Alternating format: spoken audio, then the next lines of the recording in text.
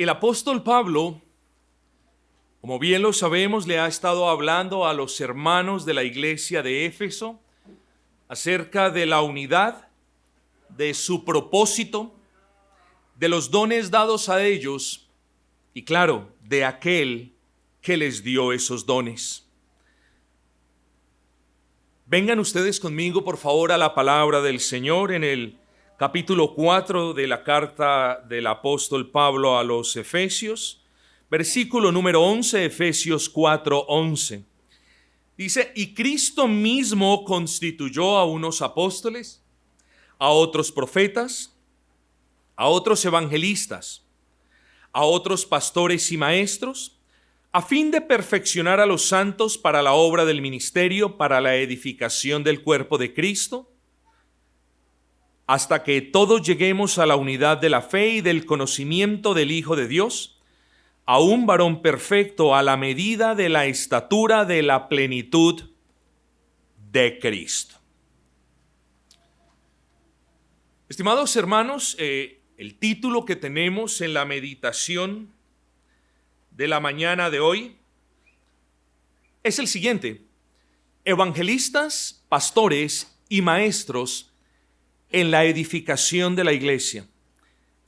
Evangelistas, pastores y maestros en la edificación de la iglesia. Ya hablamos de los apóstoles y de los profetas y dijimos que estos eran oficios extraordinarios ejecutados por personas ordinarias que no obstante recibieron de Cristo mismo un don extraordinario. Recuerdan que dejamos en claro que este tiempo, estos tiempos postreros, no hacen parte de la etapa fundacional de la iglesia. Estamos en la etapa de edificación de la iglesia. Luego, no hablamos en la actualidad de dones extraordinarios, sino para recordarlos, sino para ver su utilidad y sino para instruirnos en las maneras que Dios determinó levantar su iglesia. En la etapa de edificación, que es en la etapa en la que estamos todos, hablamos de dones ordinarios. Dones ordinarios no en el sentido de, oiga, mire eso tan ordinario, tan barato, burdo o feo. Hablamos de ordinarios solo en el sentido o en contraste con los dones extraordinarios. Los dones ordinarios continúan en vigencia el día de hoy, mas los extraordinarios cesaron. Dichos dones ordinarios son dones de nuevo que están en vigencia hoy en la iglesia, y note esto, que siempre estarán hasta el regreso de nuestro Señor Jesucristo. Los dones extraordinarios estuvieron entonces hasta un punto, y desde ese punto, cuando el canon quedó cerrado, cuando la revelación fue completada, comienzan a manifestarse los dones ordinarios que persisten, que son vigentes hasta el día de hoy y que lo serán hasta el día del regreso de Cristo. ¿Cómo sabemos que los dones que el Señor nos concede, esos dones no extraordinarios, estarán vigentes? ¿Quién nos da esa certeza? Vengan conmigo al versículo 13. Después del versículo 12, en la que el apóstol Pablo nos habla de estos ministerios, nos habla de 11 y 12, nos habla de estos oficios, el versículo 13 uno podría ponerlo de la siguiente manera: ¿hasta cuándo, Señor? Versículo 13, hasta que todos lleguemos a la unidad de la fe y del conocimiento del Hijo de Dios, a un varón perfecto a la medida de la estatura de la plenitud de Cristo. ¿Cuándo nosotros llegaremos a la unidad de la fe en el pleno conocimiento, del Hijo de Dios? Cuando seamos glorificados. Estamos en la búsqueda de esa unidad. Tenemos una unidad. Esa unidad es firme, ya de eso hablamos, pero esa unidad en el sentido perfecto y absoluto de la palabra, solo llegaremos a poseerla cuando ese Cristo amado venga por su iglesia, cuando nos quite el pecado, cuando no haya remanente de pecado, cuando todos los creyentes en todas las partes del mundo veamos o nos acordemos de una doctrina y ahora sí todos pensemos de la misma manera, porque ya no hay pecado, ya estará la revelación plena. No habrá ningún impedimento, ni ningún prejuicio, ni ninguna de estas cosas. Entonces, hasta que eso suceda, nosotros todavía tenemos la responsabilidad de ejecutar los dones en la iglesia para la gloria de Cristo, para beneficio de la iglesia, y dos, la responsabilidad de cuidarlos y ponerlos al servicio de la iglesia. Hermanos, de esa manera, cuando entonces el apóstol Pablo nos habla en el versículo número 11, ya, hoy no vamos a hablar de los apóstoles y de los profetas. Cuando el apóstol Pablo nos habla de evangelistas, de pastores y de maestro, nosotros entendemos que la iglesia siempre, y cuando hablo de la iglesia hablo tanto de la iglesia universal, pero particularmente estamos en el contexto de la carta del apóstol Pablo a los Efesios, cada iglesia local, cada iglesia bíblica, en realidad debe tener evangelistas, pastores y maestros. Puede que una persona encarne estos dones, pero estas son características también de una iglesia bíblica a la que Dios le ha dado esos dones. Aquí hay que aclarar algo, no obstante. Cuando nosotros leemos en el versículo 11, y él mismo, o sea, Cristo mismo, constituyó a unos apóstoles, a otros profetas, luego dice a otros evangelistas, a otros pastores y maestros. Note que los dones que el apóstol menciona no fueron dados a todos los hermanos de la iglesia, sino a unos de los hermanos de la iglesia. Solamente dice a unos, a otros, pero no dice a todos. Luego, a todos nosotros, a todos los creyentes, Cristo mismo nos ha dado dones, nos ha dado gracias, no solamente virtudes, sino dones necesarios en la edificación de la iglesia. O sea, a todos nos ha dado dones, pero solo a algunos les ha dado dones específicos, de los cuales vamos a hablar en la mañana de hoy.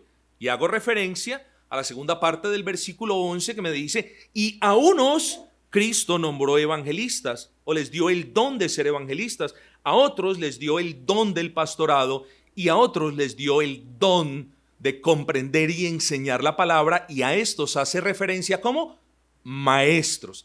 Hay personas, hay hermanos que unen esa palabra pastores y maestros como los pastores que enseñan. No podemos allí colocar, ¿cierto?, un hueco entre las palabras solamente porque el apóstol no usó la palabra a algunos evangelistas, a otros pastores y a otros maestros. Hablamos entonces de 5 oficios o labores o encomiendas divinas para la iglesia, 2 de los cuales cesaron porque la etapa fundacional cesó, 3 de los cuales continúan porque la etapa de edificación no ha llegado a su fin. A su fin llegará cuando regrese Cristo y el número de los elegidos hayan sido completados. Pero entonces nos hacemos la pregunta, ¿quiénes son los evangelistas? Los evangelistas fueron personas que sin recibir dones extraordinarios, sí recibieron el don de predicar las buenas nuevas del evangelio de una manera especial. O sea, ¿cómo especial? Bueno, los evangelistas fueron personas comunes y corrientes, no fueron ni profetas, no fueron ni apóstoles, pero a estas personas se les dio una gracia muy especial de que pudieran comunicar, de que pudieran proclamar ese mensaje de las buenas nuevas de una manera clara, de una manera persuasiva y de una manera convincente. Ahora bien, Felipe fue llamado evangelista y de esa misma manera evangelista también fue llamado Timoteo, que preste atención a esto, que luego fue el pastor de la iglesia de Éfeso. Y hermanos, aquí hay algo importante que debemos mencionar. Sabemos que hay algunos pastores muy sabios, pastores con gracia, pastores que comprenden la palabra del Señor, pastores que creen el Evangelio, que aman el Evangelio, pero sorprendentemente pastores que poco o nada proclaman el Evangelio. Aunque lo creen, poco lo proclaman. Y yo lo voy a repetir solo en caso de que aquí existan algunos pocos, que espero que sean pocos, que no comprendan el punto. Porque venimos de iglesias donde cada vez que se explica un tema, donde cada vez que se proclama parte del consejo de Dios, las personas dicen, hoy se predicó el Evangelio. Pero ¿cómo así? Escatología no es Evangelio. Eclesiología no es Evangelio. Tengamos cuidado, debemos hacer una diferencia entre el consejo de Dios y el Evangelio de Dios. Es cierto, toda la palabra nos apunta hacia el Evangelio de Dios. Es cierto, todas las doctrinas tienen que ver con el Evangelio de Dios, pero cuando hablamos de el Evangelio, hacemos referencia particular y exclusiva a ese mensaje de salvación para toda la humanidad por medio de la fe en el Hijo de Dios, en el Señor Jesucristo. Ese es el Evangelio. El Evangelio no es el gobierno de la iglesia. El Evangelio no es cuando Cristo viene por la iglesia. Esas son doctrinas que apuntan de alguna manera hacia el Evangelio, y tenemos aquí que diferenciar muy bien entre el consejo de Dios, que incluye el mensaje de las buenas nuevas, que es el Evangelio, y proclamar el Evangelio. Yo quiero que ustedes lo comprendan muy bien, porque vivimos en una época donde las iglesias reformadas evangélicas difícilmente proclaman el Evangelio. No hablo de todas, pero sí hay iglesias en que se han enfocado en estudios bíblicos, y eso está mal. No, eso está bien. Se han enfocado en estudios bíblicos, en estudios confesionales, en series de sermones, y eso está mal. Insisto, eso está bien. Pero no está bien enfocarnos en todo eso y dejar de proclamar el Evangelio. Bueno, cuando nosotros pensamos en Timoteo, mis amados hermanos, Timoteo llegó a ser pastor. Y fue un pastor no como los que vemos que difícilmente proclaman el Evangelio, sino que fue un pastor evangelista. Porque es que el pastor no solamente es un maestro, sino que tiene que ser un evangelista, hermanos. O sea, en el oficio pastoral se debe conjugar también el don de enseñar, porque tiene que saber enseñar, y también se debe conjugar el don de evangelizar. ¿Y cómo lo puedo probar? Bueno, por las mismas palabras del apóstol Pablo a Timoteo. Yo se los leo en 2 de Timoteo, capítulo 4, versículo 5. Miren, hermosas palabras, dice, hablándole Pablo a Timoteo: pero tú, Timoteo, sé sobrio en todo, soporta las aflicciones, haz obra de evangelista. Cumple tu ministerio, cumple tu ministerio, cumple tu ministerio pastoral, pero nunca dejes de hacer la obra de evangelista. Luego, como les dije, el pastor debería ser tanto maestro como evangelista, pues estas tres funciones deberían estar representadas en toda verdadera iglesia. Entonces, hermanos, vamos con despacio, porque yo no he hablado mucho acerca del gobierno de la iglesia y no lo puedo hablar hoy en los 30 minutos que me quedan, pero sí a partir del día de hoy vamos a comenzar a hacer más énfasis en nuestra postura histórica del gobierno de la iglesia, haciendo una aclaración. Que diferimos en este punto con muchos hermanos bautistas reformados, con quienes tenemos comunión, a quienes amamos y a quienes respetamos, y vamos a exponer este punto solamente para beneficio de la iglesia local, rogándole a todos los que no pertenecen a esta iglesia local que tengan cuidado con este sermón. Yo no quiero, ni nosotros tampoco queremos, que usted se confunda o que usted cause división en la iglesia.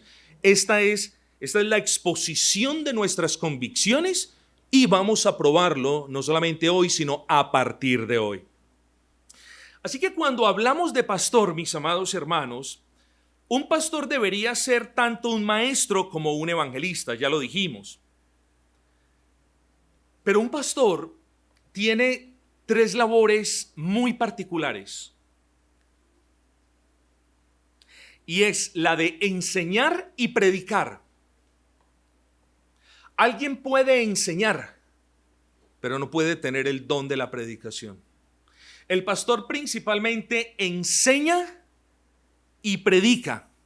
Primera, el pastor gobierna y el pastor evangeliza. ¿Y por qué es importante aclarar estos asuntos?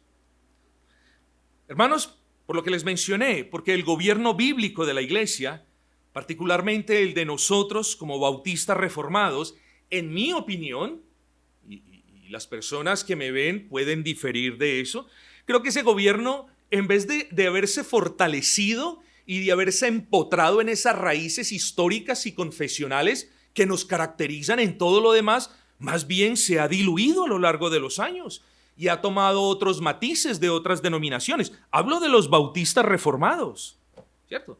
Yo creo que esos distintivos del puritano John Owen, que fue el principal editor de la plataforma de Savoy, plataforma sobre la que se apoya la Confesión Bautista de Fe de Londres de 1689, la plataforma de política de gobierno eclesial. Hoy en día a mí me sorprende particularmente ver cómo muchos bautistas reformados le han dado la espalda a John Owen. Y no porque John Owen sea Dios, sino porque a lo largo de la historia creo que es el hombre más acertado en lo que respecta al gobierno de la iglesia. Esas son cosas que vamos a ir considerando a la medida que nuestros estudios también confesionales avancen.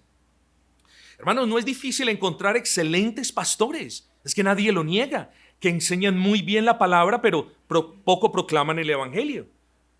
El pastor, hermanos, debe gobernar. El pastor es un anciano que gobierna. El pastor es un anciano que gobierna. Y el pastor debe enseñar y debe predicar, y como ya lo dijimos, también debe evangelizar. Y en una iglesia en la que el pastor poco o nada proclame el evangelio, creo que los hermanos se deberían preguntar, ¿por qué nuestro pastor no está proclamando el evangelio?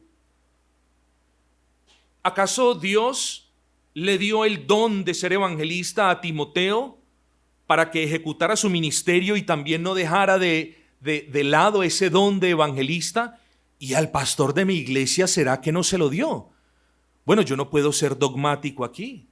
Lo que yo sí digo, y esto lo han dicho los grandes que me han precedido en la historia, es que si un pastor no tiene ese don de evangelista, de proclamar el evangelio, lo que sí es necesario es que en la iglesia Dios le haya dado ese don entonces a otra persona o un varón que sí pueda proclamar el evangelio con claridad, de una manera persuasiva y con convicción. Me sorprende que un pastor no pueda proclamar o no quiera proclamar el evangelio desde el púlpito de su iglesia local. Pero si es que no puede, si es que él no siente que ese es su llamado, si es que a él le incomoda predicar el evangelio aún delante de los creyentes, entonces se debería preguntar, ¿por qué es eso? ¿Será que Dios no me dio la capacidad de proclamarle el evangelio a las personas entonces? Es algo que se deberían preguntar. De nuevo, por eso le dice Pablo a Timoteo, haz obra de evangelista y cumple tu ministerio. Y eso es lo que nosotros tratamos de hacer.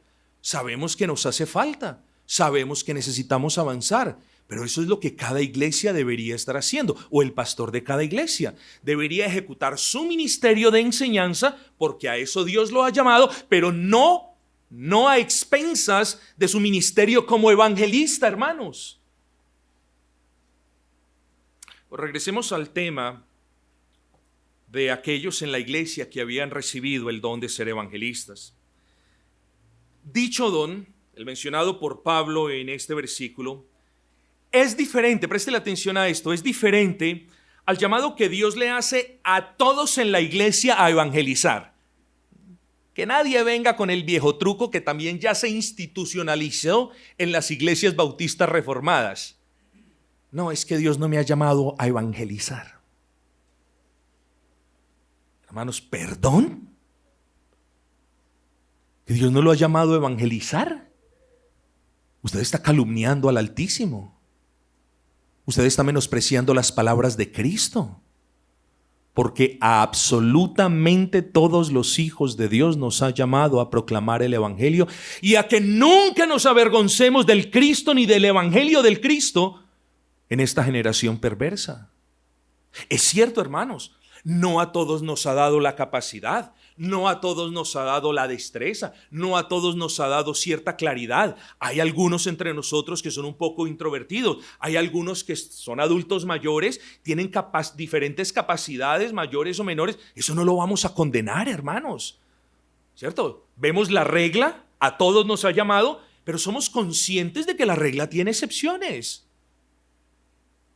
Pero entienda que el don de evangelista al que hace alusión el apóstol Pablo en la segunda parte del versículo 11 no es el mismo del llamado que Dios nos hace a todos nosotros a participar en las labores evangelísticas. Si bien el evangelismo afuera de la iglesia puede y debe ser ejecutado por hermanos y hermanas de la congregación, los evangelistas en la iglesia fueron y continúan siendo, porque son dones, ya lo explicamos, que van hasta el regreso de Cristo, varones que recibieron de Cristo el don de proclamar el evangelio de una manera muy clara, muy persuasiva y muy contundente. Entonces, cada iglesia local, bíblica y verdadera, es bendecida, no que los tenga que tener ya. Nosotros somos una congregación que le estamos orando al Señor para que seamos constituidos con una pluralidad de ancianos. Eso no nos hace menos bíblica que otras iglesias. Pero una iglesia que no cuente con un varón o con varios que tengan esa capacidad de ser evangelistas, de proclamar el evangelio de una manera clara, contundente, con convicción y eficaz, debería clamarle al Señor, porque eso es un don de Cristo. La iglesia se va a beneficiar si entre nosotros hay 2 o 3 o más evangelistas con la capacidad de proclamar el evangelio. ¡Qué hermoso sería! Y no solamente yo lo pienso, puedo descansar cuando el Señor levante a 2 o 3 que proclamen el evangelio. No, la iglesia se beneficiaría también. Conversaciones más hermosas, sería aumentada nuestra fe. Estas personas servirían como guía en la evangelización allá afuera. Entonces, hermanos, tenemos que comenzar a pedir delante del trono de gracia para que el Señor levante a estos evangelistas o el Señor le conceda la sabiduría a un hermano que todavía no se ha percatado de que tiene ese don y que Él lo pueda poner al servicio de la congregación. Entonces, mis amados hermanos, la iglesia debería estar muy agradecida con el Señor por la dación de este don a un hermano y debería orar si es que ese don no le ha sido dado a nadie. Esto no quiere decir, hermanos, que Dios solo vaya a usar a las personas a las que hace referencia el apóstol Pablo en la segunda parte del versículo 11. Dios también usa a que no tienen ese don particular. Y el punto es que si Cristo le concede el don a alguien, es porque a ese alguien lo va a usar. ¿Usted me entiende eso? Dios no le concede el don a usted, llámese el don A, B o C, para no usarlo a usted. Dios no le concede un don a usted para que usted no lo use. Eso ya lo discutimos en la clase pasada. Pero Dios no le concede a usted un don que Dios mismo no vaya a bendecir. Lo que Dios no bendice son aquellos usurpadores de dones, quienes no teniendo el don pretenden tenerlo. Eso Dios no lo bendice. Sus esfuerzos no son a menudo bendecidos por el Señor. Pero entienda esto, que si Dios a usted le ha dado un don, Dios lo va a bendecir a usted por tener ese don. Y usted va a bendecir o es llamado a bendecir a Dios ejecutando ese don. Pero Dios lo va a usar. Pastor, pero es que Dios no me ha usado. Pero Dios no lo ha usado es porque usted se ha rehusado a ser usado por el Señor. Entienda eso. Para aquellos que piensan en estos momentos, pero ¿yo cómo soy usado en la iglesia? Dios no lo ha usado a usted en la iglesia porque usted se rehúsa a venir a la iglesia, a servir en la iglesia. No es que Dios no lo use, o es que usted no sirva para nada, o es que usted no tenga nada para servirle al Señor. Es que usted se ha sido rebelde y se ha rehusado a ser usado por el Señor. O Dios ha permitido que usted sea rebelde.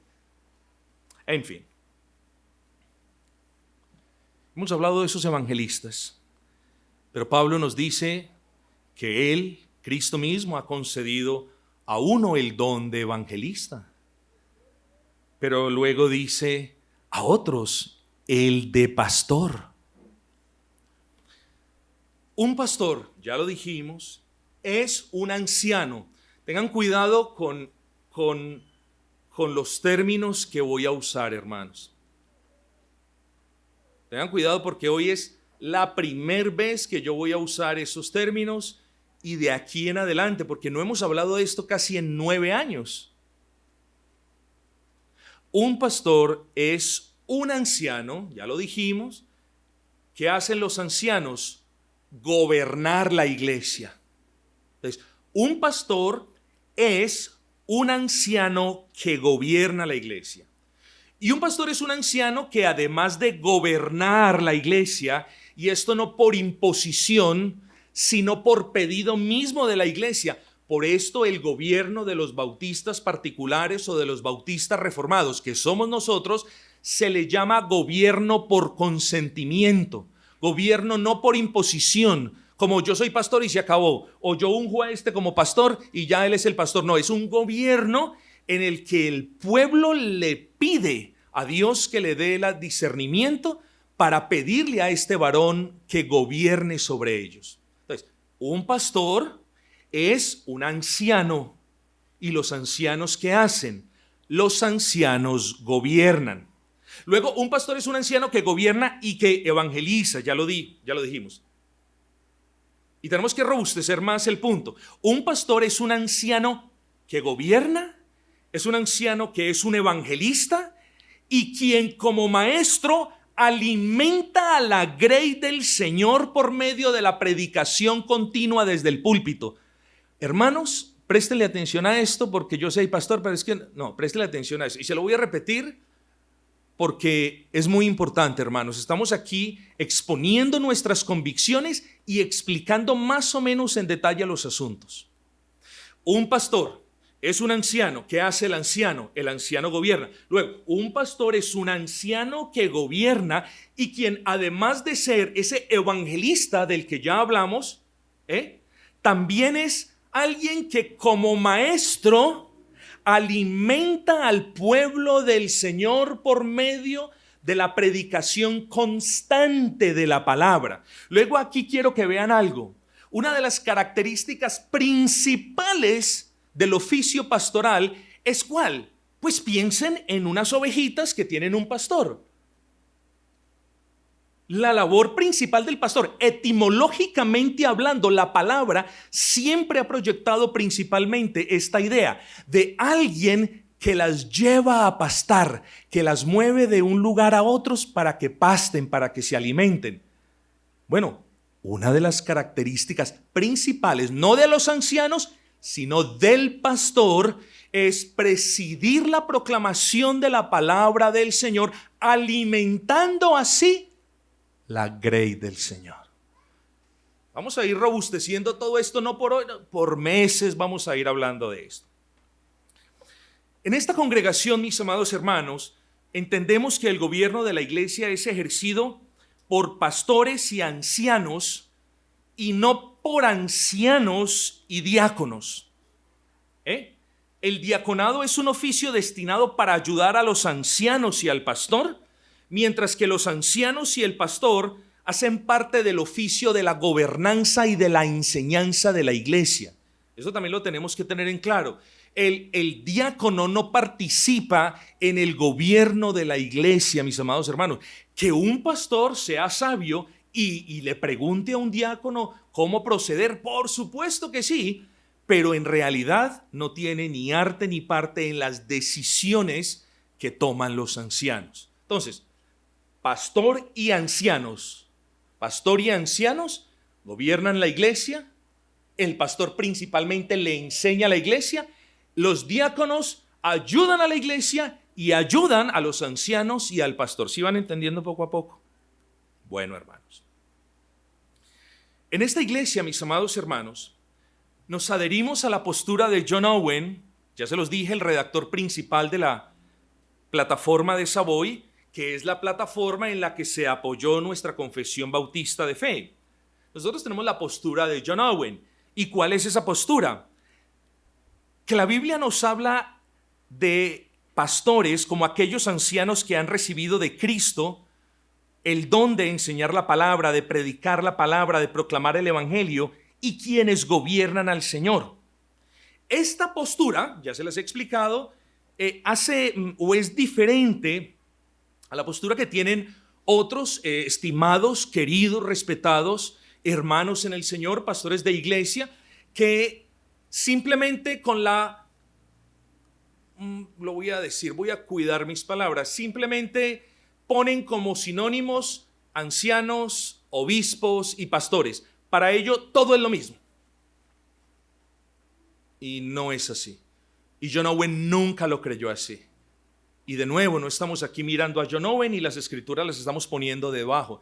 Solamente estamos diciendo que en algo potencialmente difícil de discernir, nosotros, Gracia Redentora, Mi Reforma en Manizales y cualquier otra obra que de aquí mane, nosotros nos adherimos a la postura de John Owen, a diferencia de quienes simplemente toman ancianos, toman pastores, toman obispos y los mezclan todos y dicen todo es lo mismo, así que eso es uno solo. No, eso no lo hacemos. Entonces, un pastor siempre es un anciano, pero un anciano no necesariamente es un pastor. Y de nuevo, asumir que las palabras ancianos, obispos y pastores son intercambiables porque son sinónimas es un simplismo en el mejor de los casos. Y de esto vamos a hablar más adelante. Hermanos, por eso siempre, mis amados hermanos, salvo con la llegada de la paridad absoluta. ¿Qué significa paridad absoluta? Esa es la postura de la mayoría de los bautistas reformados que argumentan que el gobierno de la iglesia demanda varios ancianos, pero que todos esos ancianos tienen el mismo honor. Todos tienen la misma autoridad. Y nosotros creemos que la iglesia debe ser conformada por una pluralidad de ancianos y oramos por una pluralidad de ancianos, pero nosotros, hermanos, tomamos la postura histórica, yo diría esa postura netamente confesional, que es legalmente la de John Owen, y decimos, bueno, dentro de esa pluralidad de ancianos hay una persona que primariamente toma el púlpito, que es la que más trae alimento a la iglesia. Ese es el pastor, y ese hombre debe ser tenido en un honor mayor, mis amados hermanos, no como el mandamás, ni como el que toma todas las decisiones en la iglesia, ni como el único digno, sino, presten atención a esto, sino en una pluralidad donde hay diferentes ancianos, el pastor está aquí, entre los ancianos. Pero ese pastor, hermanos, debe ser más digno, debe ser más tenido como digno entre todos los que también Dios nos manda a honrar. Así que, mis amados hermanos, en virtud de la doble dignidad y del honor que la iglesia debe darle al pastor bíblico, el pastor es quien preside la pluralidad de ancianos. Ojo con esto. Muchos, hermanos, a ver, voy a abrir un paréntesis. Muchos de ustedes, ay, pero ¿qué nos está hablando el pastor? Hermanos, esto es Biblia. Esto es Biblia. Y todo el consejo de Dios lo tenemos que abrazar.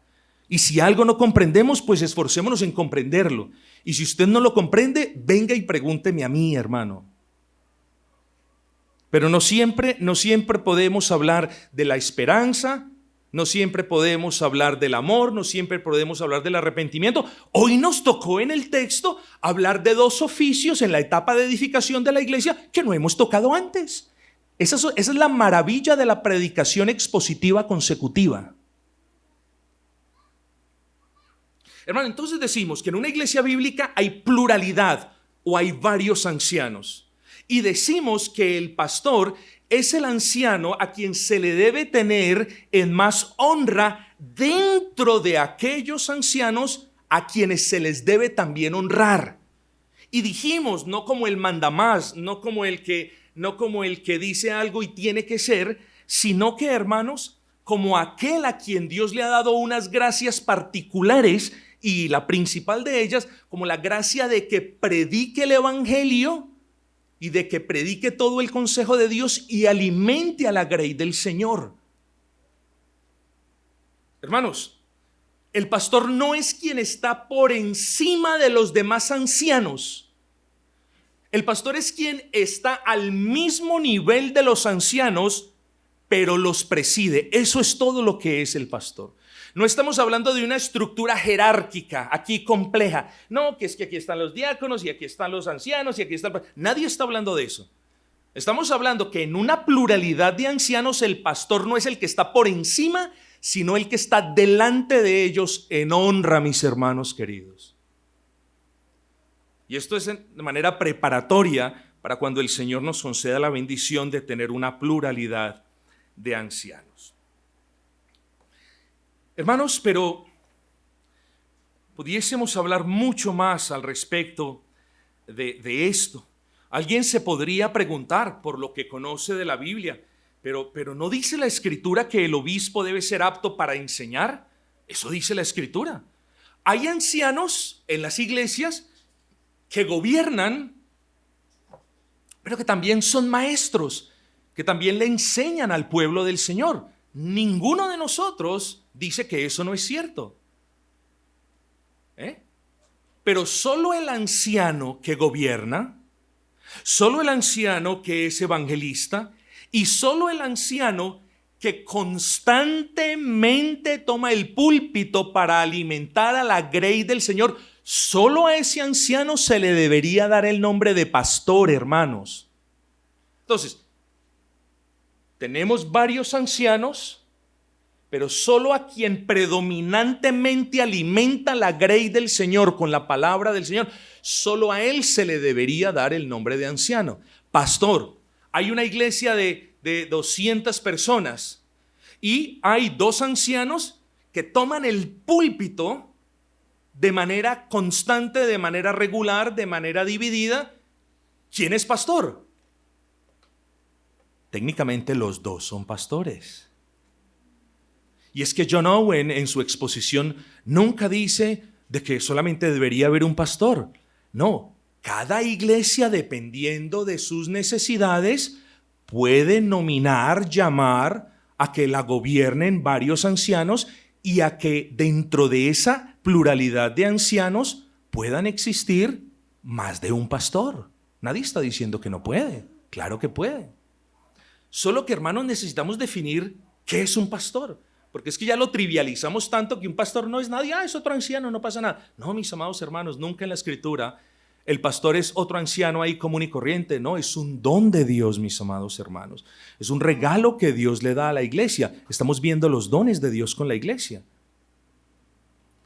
Así que es mucho más lo que vamos a decir al respecto, mis amados hermanos, al respecto de la pluralidad de ancianos. Por ahora solamente digamos que el pastor es un don de Dios para la iglesia, como se los acabé de decir.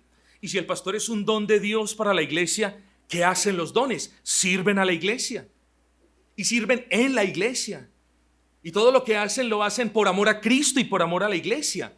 Pero ¿qué hace usted que se beneficia de los dones del pastor? Frente a ese don que Dios le ha dado a la iglesia en la que usted está en este momento, ¿qué hace usted con ese don? Mis amados hermanos, agradezcan por los dones que Dios les ha dado a ustedes en la forma, en la persona, en el oficio del pastor. Valoren, hermanos, el pastor. Yo aquí estoy, hermanos, porque yo me puedo morir mañana. Puedo perder mi vida mañana en un accidente, Dios no lo quiera, pero eso puede pasar. Y entonces yo falto y nadie les dijo cómo debemos tratar a otro pastor. No, al pastor siempre se le trata con honra, hermanos, con decoro, con respeto, con gozo, con gratitud. Es la enseñanza de la palabra, mis hermanos. Sean conscientes, hermanos, de que yo pueda que no sea el don más grande que Dios le ha dado a cualquier iglesia local en todo el mundo, pero es el don perfecto que Dios le ha dado a esta iglesia. De la misma manera como su esposa es el don perfecto para usted, así también lo soy yo para usted. Y de la misma manera como es pecado que usted, siendo un hombre casado, piense en que su vida hubiese sido mejor con otra mujer, así es pecado que usted desagradezca a Dios con el don que le ha dado, con este servidor que hoy soy yo, y usted anhele o tenga fantasías pensando en que la iglesia sería mejor con otro pastor. Eso también es pecado y Dios lo conoce. Hermanos, ¿qué me dice la iglesia? ¿Qué me dice la palabra del Señor? Perdón. Hermanos, amen a su pastor. Eso no es mucho que pedirles. Entre tanto, su pastor ame a Cristo. ¿Y cómo sabe usted que su pastor está amando a Cristo? Porque su pastor obedece a Cristo. Pero entre tanto, su pastor ame a Cristo. Hermanos, den gracias a Dios y amen a su pastor. Ustedes quedarían sorprendidos, hermanos, de cuánto amor y cuánto cariño se manifiestan las ovejas del Señor entre ellas, y de cuán poco es el amor que el pastor recibe, que es el que más duro trabaja entre ustedes, y cuán poco recibe amor de ustedes. Amen a su pastor amando a Cristo, es lo único que yo les he pedido, mis amados hermanos. Yo no le he pedido ni que usted me provea lo que me hace falta, ni que me regale de lo que estoy antojado. No le he pedido que me ponga alfombra roja, ni que me traiga la gaseosita fría, no le he pedido nada de eso. Le he pedido, ame a Cristo. Porque si usted ama a Cristo y si usted obedece a Cristo, usted me está amando a mí así no me lo diga. Entonces, manifieste también su amor por ese don del pastor, amando a Cristo. Hermanos, obedezcan al pastor. Si el pastor es un don, es un regalo que el Señor le ha dado a esta iglesia, obedezcan al pastor. Hermanos, ¿cuándo yo los he mandado a hacer algo inapropiado? ¿Cuándo yo los he mandado a quebrantar la Biblia? Aquí nadie puede decir eso en lo más mínimo. Y espero que ni de ningún otro siervo del Señor en otra iglesia. Pero entre tanto su pastor demande de ustedes obediencia a la palabra, hermanos, obedezcan al pastor, que no es por el bien del pastor, es por el bien de su alma, es por el crecimiento suyo, es por beneficio de su casa, de su vida, de su cuerpo, de su casa, de su iglesia, de su hogar, hermanos. Valoren más lo que Dios les ha dado. Pero nosotros valoramos cuando dejamos caer el florero de la abuela que ya no tiene reparación. Ahí sí valoramos, ya no puede ser reconstruido. Nosotros valoramos cuando nos estrellan el carro y no podemos andar en él. Ay, ahora sí, ¿cuánto necesito mi carrito? Nosotros valoramos las cosas cuando ya se fueron, cuando se pierden. Que esa necedad no caiga sobre una iglesia local y menos sobre ustedes, mis hermanos. Agradezcan a su pastor, hermanos, por todo lo que él hace. Y no le estoy diciendo, pastor, ¿puedo seguir? No, hermanos, agradezcan en su casa, en lo secreto de sus oraciones, por todas las labores que él hace, por la paciencia que él ha tenido, por las virtudes que él puede mostrar en medio de la congregación, por el ejemplo que ha dado. Agradezcan, hermanos, que hay otras congregaciones que no pueden agradecer porque no tienen, hermanos. Ustedes lo tienen, agradezcan. Hermanos, protejan a su pastor de las infamias de los de afuera, de los del mundo. El nombre de su pastor termina siendo el nombre de su iglesia. Hermanos, ustedes no saben cuántas veces han ultrajado y han mancillado el nombre de este servidor, y algunos de ustedes se han dado cuenta y no han dicho nada, o han dicho y han hecho poco. Eso no está bien, hermanos. Y no lo digo por mí, eso ya pasó, ya aprendí a vivir con eso. Eso lo digo, hermanos, porque quiero que ustedes sean más bíblicos. Si Dios les ha dado un don, uno esos dones o esos regalos, uno los cuida, los protege, los atesora, los valora. Hagan ustedes también eso, hermanos. Cuiden al pastor, hermanos, que él no se desgaste en estas cuestiones que a él le toca hacer porque nadie tiene iniciativa. ¿Hay cuestiones para hacer? Hermanos, pues si nadie las quiere hacer, a mí me toca hacerlas. Y me voy desgastando y me voy cargando. Guarden, sean sabios, hermanos. Cuiden al pastor de que no termine haciendo cosas que usted puede hacer. Esa es una manera de cuidar al pastor, hermanos. Uno los dones los cuida, los atesora. No les da dinero, no les paga vacaciones gratis, no les estoy pidiendo eso. Les estoy pidiendo que ustedes manifiesten lo que los creyentes que saben que tienen un don manifiestan con el dador de los dones. Hermanos, valoren a su pastor porque él es un don de Cristo para con la iglesia, para con usted y para con su familia. No, pero el pastor no ha sido de bendición para mí. Recuerde lo que le dije ahora. Si yo no he sido de bendición para usted, no es porque necesariamente no sea de bendición para usted, sino porque usted quiere que no lo sea. Porque usted no me da la entrada en su casa.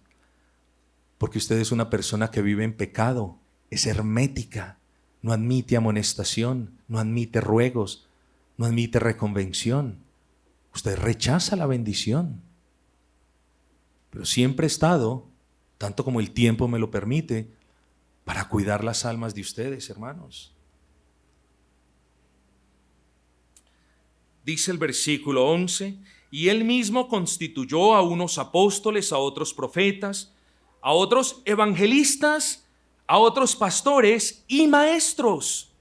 ¿Quiénes serán los maestros? Recuerden lo que dijimos. Un maestro puede ser un anciano que tiene la capacidad de explicar la escritura. Un maestro es el pastor. Ojo con lo que digo. Un maestro puede ser un anciano que tiene la capacidad de explicar la escritura. Claro que sí, lo estamos diciendo. Un pastor, yo no puedo decir, un maestro puede ser un pastor. ¿Saben por qué? El pastor tiene que ser un maestro. Entonces, un maestro puede ser un anciano que tiene esa capacidad para explicar la palabra del Señor, pero maestro también puede ser aquel hermano a quien Dios le ha dado el don de comprender la palabra, de explicar la palabra y de predicar la palabra. Y ese hermano no necesariamente es un anciano.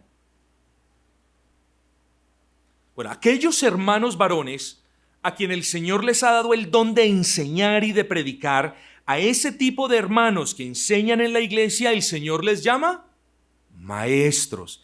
Y los maestros deben ser atesorados en la iglesia porque también son dones de Dios para con la iglesia. Y por eso, hermanos, debemos sentirnos muy agradecidos cuando en nuestra iglesia hay hermanos que han sido equipados con el don de la enseñanza de la palabra. Muy agradecidos tenemos que ser. Pero también, hermanos, ojo con esto, pero también la iglesia debe ser muy cuidadosa en confundir a ese hermano como maestro y lo tenga en su corazón o crea que él es un pastor. No, hermanos. El que se para en el púlpito no es un pastor, no necesariamente va a ser un pastor, hermanos. Los maestros son hermanos comunes y corrientes a quienes Dios les ha dado ese don, esa capacidad de comprender la palabra, enseñar la palabra y proclamar la palabra. Y la iglesia debe dar gracias al Señor por eso. Pero aquí viene otra advertencia, quizás más severa, para aquellos que tienen ese don. Si la iglesia no reconoce oficialmente ese don, si no prueba a esa persona en el uso de ese don, y si no lo llama a ejercer ese don en medio de ella, cuidado en hacerse ustedes mismos maestros, porque bien dice la Escritura, recibirán mayor condenación. No os hagáis maestros muchos de vosotros, ¿por qué? Porque recibirán mayor condenación. No os hagáis vosotros mismos maestros, porque recibirán mayor condenación. Las personas que reciben el don de explicar, de enseñar y de proclamar la palabra son reconocidos por la iglesia, verificados por la iglesia, probados por la iglesia y avalados por la iglesia. Así que alguien que tenga esa capacidad y que la ejercite fuera de la iglesia no debería ser llamado maestro.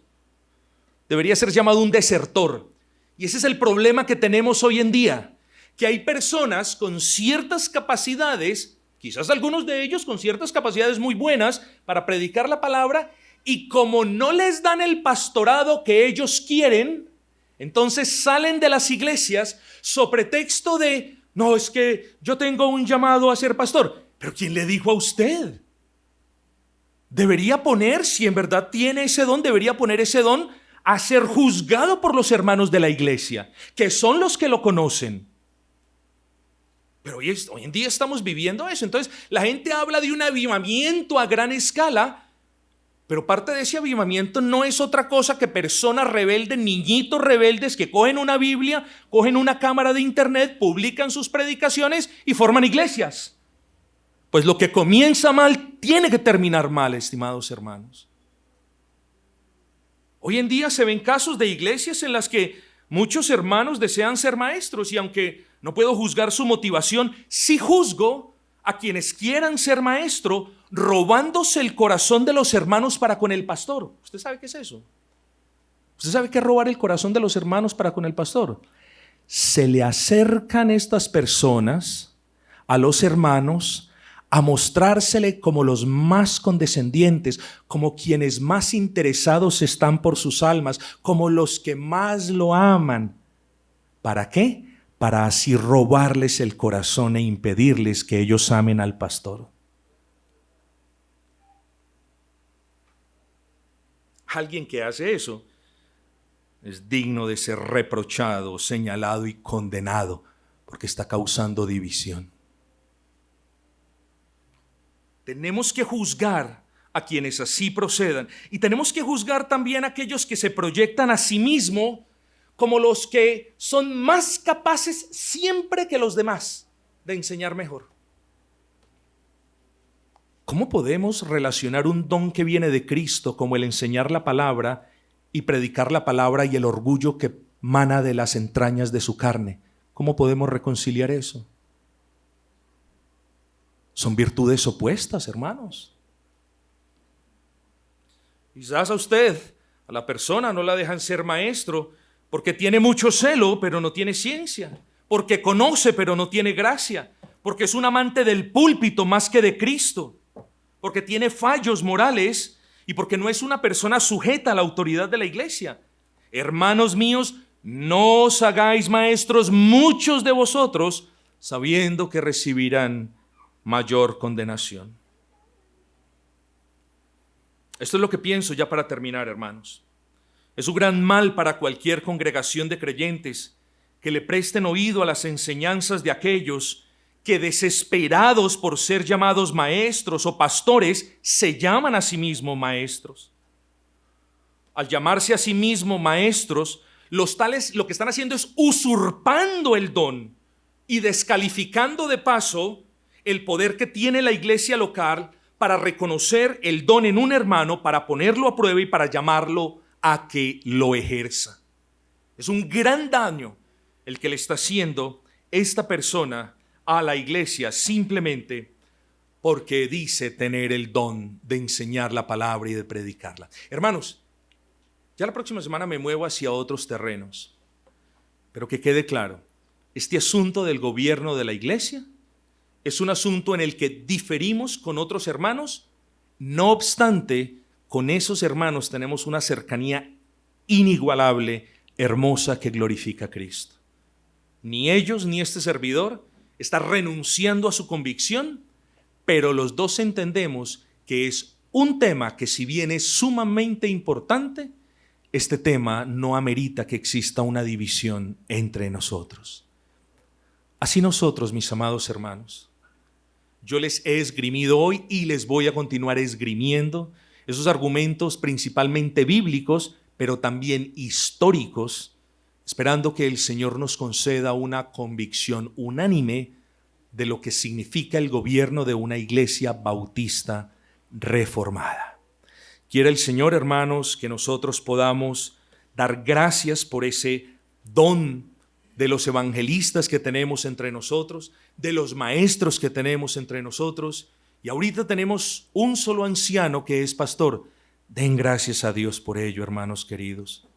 Cuídenlo, protéjanlo, guárdenlo, den gracias al Señor, oren por él, que él se cansa, se agobia, tiene tentaciones como todos, ¿y quién lo levanta a él? Debería ser el pueblo que lo tiene siempre en su corazón y que también se ve movido a interceder a su favor. Dones en la etapa de edificación de la iglesia: evangelista, pastores y maestro. Deben estar representados en nuestra congregación, lo están por la gracia del Señor. Esto no nos hace mejor que ninguna otra congregación, y nosotros, conscientes de ese tesoro, de ese grupo de bendiciones que Él nos ha dado, entonces demos gracias al Señor, hermanos, porque la próxima semana hablaremos de para qué están estos hombres allí en medio de nosotros.